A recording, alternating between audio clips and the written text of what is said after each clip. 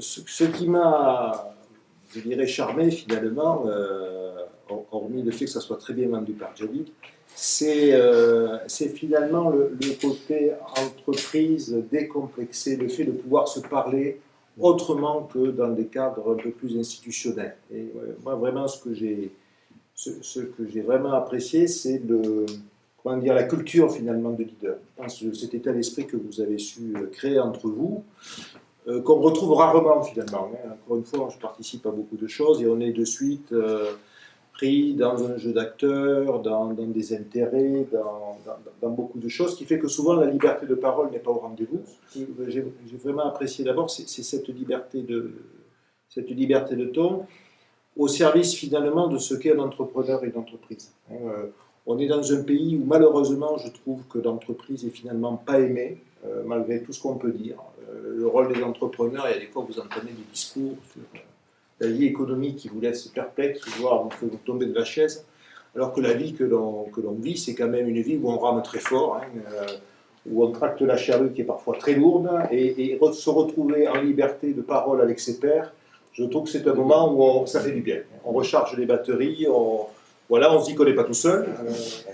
N'empêche que je ne vois pas pourquoi l'entreprise ne serait pas aussi le lieu de la réalisation, parce qu'on est des êtres humains, on a une vie de famille, on a une vie d'entrepreneur, mais tout ça c'est la vie.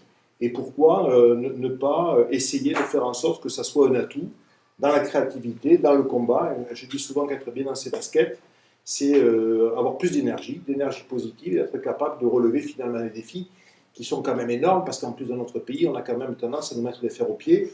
Donc quand on est bon en France, on peut vous dire que ça veut dire qu'on n'est pas mauvais partout dans le monde.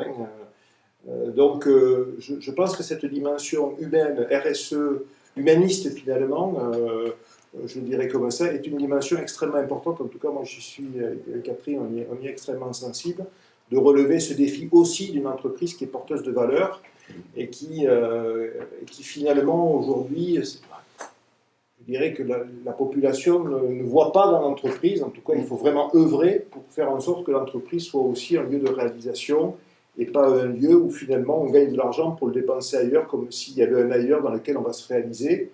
Pourquoi on ne se réaliserait pas dans l'entreprise? Donc avoir cette ambition-là est pour moi important. Ensuite, le dernier point, c'est la transversalité.